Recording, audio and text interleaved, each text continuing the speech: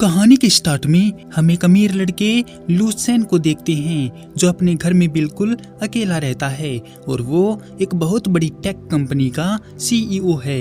ये लड़का अपने पास हमेशा एक छाता रखता है और क्यों रखता है ये मैं आपको आगे बताऊंगा।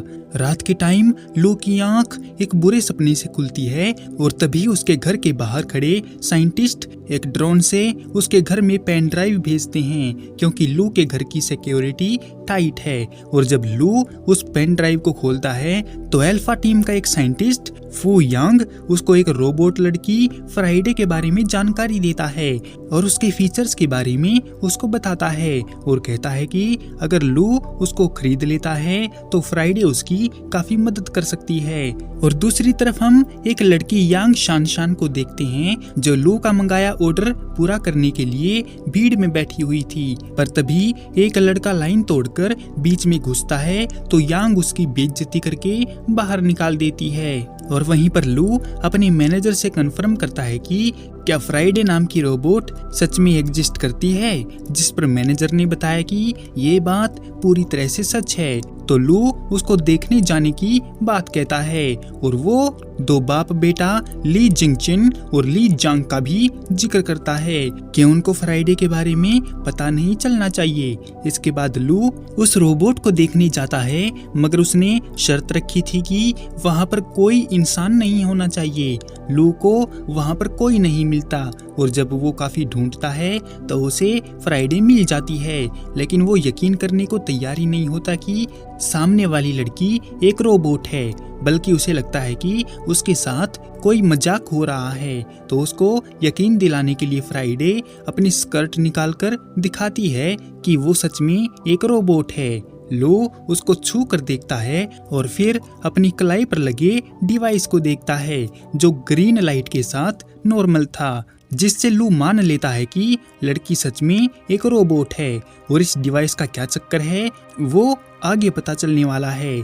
और जब लू फ्राइडे के बारे में बात करने के लिए फू के पास जाता है और पास आते एक साइंटिस्ट को अपने छाते से उसको खुद से दूर रहने को बोलता है, वो लोग समझे नहीं कि क्या चक्कर है। फू ने बताया कि वो काफी टाइम से रोबोट्स पर एक्सपेरिमेंट कर रहे हैं और फ्राइडे से पहले वो उसकी 2 जनरेशन और बना चुके हैं, लेकिन वो इतनी कामयाब नहीं थी। लेकिन फ्राइडे एक ऐसी रोबोट है जो लगातार सीखने के साथ साथ इंसानों के इमोशंस को भी महसूस कर सकती है और ये बहुत बड़ी बात है। साइंटिस्ट लू को कॉन्ट्रैक्ट फाइल देने आता है तो लू उसको फिर से दूर रहने को बोलता है। कॉन्ट्रैक्ट में लिखा था कि एग्रीमेंट साइन होने के 24 घंटे के अंदर लू को 80% पेमेंट दे देनी है, नहीं तो जुर्माने के तौर पर उसे 300% फाइन देना होगा। जिस पर लू कहता है कि क्या उनकी इतनी औकात भी है जो उन्होंने इतने बड़े कॉन्ट्रैक्ट बना दिए। जिस पर फू ने कहा कि उन्होंने पिछली जनरेशन पर काफी पैसा लगाया है, तब जाकर वो फ्राइडे को बना पाए हैं। लेकिन तभी फ्राइडे उसकी पोल खोलती है कि फू झूठ बोल रहा है, क्योंकि साइकोलॉजी के अनुसार ना तो फू बीमार है और ना ही उसको फ्लू है। इसीलिए फ्राइडे ने उसके झूठ को पकड़ लिया। लू फ्राइडे से काफी इम्प्रेस होता है और वो फ्राइडे के साथ एक दिन का ट्रायल करना चाहता है और अगर उसको फ्राइडे पसंद आ गई तो ही वो एग्रीमेंट साइन करेगा और उन सबको लू के बनाए लैब में ही फ्राइडे के लिए काम करना पड़ेगा। बात पक्की करके लू वहां से चला जाता है और फू को पता चलता है कि उसके एम्प्लॉय ने कॉन्ट्रैक्ट फीस बदलकर 50 मिलियन से 100 मिलियन वॉन कर दी है, जिससे फू खुश होता है और वो बियर पार्टी करने लगते हैं। मगर तभी एक एम्प्लॉय की गलती से बियर फ्राइडे पर गिर जाती है और उसका सिस्टम बंद पड़ जाता है, जिससे उसकी बैटरी खराब हो जाती है। उसके सिर को तो कुछ नहीं हुआ मगर उसकी बॉडी ने काम करना बंद कर दिया। वो लोग नई बैटरी लगाने की सोचते हैं, लेकिन नई बैटरी कहीं भी अवेलेबल नहीं है और जहां पर है उसके लिए उनको 2 दिन लगेंगे लाने में, जिससे वो लोग पैनिक हो जाते हैं क्योंकि कल को लू ट्रायल लेने वाला है और फ्राइडे बंद पड़ी हुई है। फू कॉल करके ट्रायल को कुछ दिन टालने की बात कहता है तो लू साफ मना कर देता है और उसको नियम तोड़ने पर जुर्माने की धमकी देता है। इसके बाद वो बीच का रास्ता निकालने की सोचते हैं और वहीं पर उस लड़की यांग को बहुत इंतजार के बाद लू का ऑर्डर मिल जाता है, लेकिन वही लाइन वाला लड़का बदला लेने के लिए उसको ठोकर मरवा देता है, जिससे पार्सल पर एक स्क्रैच पड़ जाता है। और घर जाते टाइम रेड लाइट पर लू न्यूज में देखता है कि उसके कॉम्पिटिटर ली जेंग ने होम प्रोडक्ट की एक सीरीज स्टार्ट की है, जिससे वो लू को पीछे छोड़ देगा। इसके बाद लू यांग को कॉल करके अपने ऑर्डर के बारे में पूछता है और जब उसे पता चलता है कि ऑर्डर मिल गया है तो वो यांग को एक सुनसान सी जगह पर बुलाता है और उससे बात करने के लिए लू गाड़ी के बाहर एक स्पीकर लगा देता है। और जब यांग ऑर्डर लेके आती है तो लू उसको पीछे वाली सीट पर रखने को बोलता है, क्योंकि वो पहले उसको चेक करेगा और फिर पेमेंट देगा। लड़की पार्सल को रख देती है और जब लू ने उसको चेक किया तो वो उसको डैमेज मिलता है, तो लू बाकी की पेमेंट देने से मना कर देता है और अपनी गाड़ी लेकर वहां से भागने की कोशिश करता है। तो यांग गिरकर मरने का नाटक करती है तो लू को उसको देखने आना ही पड़ता है। और जब वो गाड़ी से निकलकर अपने छाते से उसको हिलाने डुलाने की कोशिश करता है तो यांग उसके हाथ को एकदम से पकड़ लेती है और अपनी पेमेंट मांगने लगती है और जोर जबरदस्ती में लू के गले की चेन गिरकर यांग की जेब में चली जाती है। लू उससे छूटकर भाग जाता है और थोड़ी आगे जाकर गाड़ी रोक देता है और उसके चेहरे पर एक अजीब से लाल रंग के धब्बे आने लगते हैं। तो लू जल्दी से एक इंजेक्शन अपने अंदर इंजेक्ट कर लेता है, जिससे लू अब नॉर्मल होने लगता है।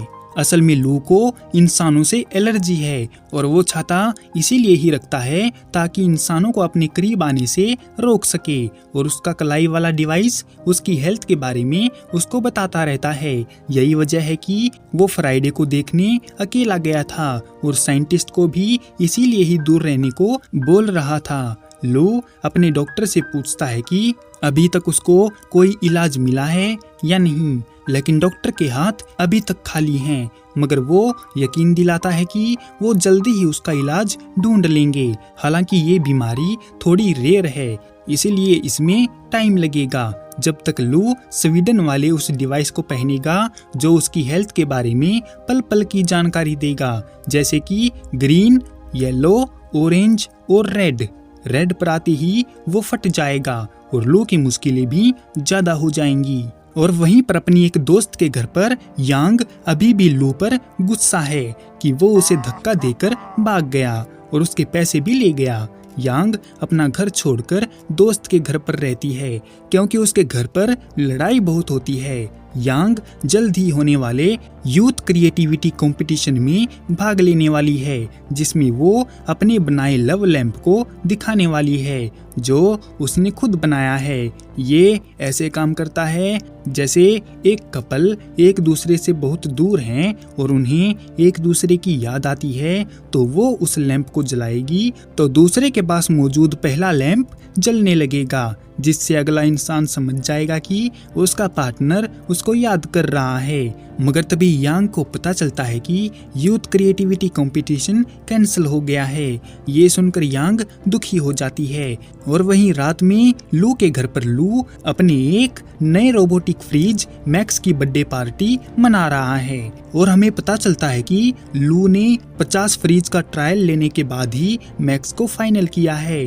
और वो एक टेडी के साथ पार्टी करने लगता है। और अगली सुबह जब लू अपने काम कर रहा था तो उसे अपनी चेन का ख्याल आता है। उसने इधर उधर ढूंढा लेकिन चेन नहीं मिली। तभी उसे ख्याल आता है कि उस लड़की ने कल उसकी चेन को चुरा लिया है और वो यांग को कॉल करता है और उसी टाइम उसके घर के बाहर फ्राइडे की डिलीवरी भी हो जाती है। कॉल उठाने पर लू यांग को धमकी देता है कि अगर उसने चेन वापस नहीं की तो वो उसके खिलाफ कोर्ट में केस कर देगा और गेट के बाहर खड़े साइंटिस्ट को लू भेज देता है। और जब उसने पासवर्ड लगाकर बॉक्स को ओपन किया तो उसमें फ्राइडे खड़ी हुई थी और जब लू उसको हेलो बोलता है तो फ्राइडे उसे देखकर डर जाती है। लू समझा नहीं कि एक रोबोट ऐसा बिहेव क्यों कर रही है। यहीं पर फर्स्ट एपिसोड खत्म होता है और हम अगले एपिसोड में देखेंगे कि फ्राइडे ड्री क्यों थी।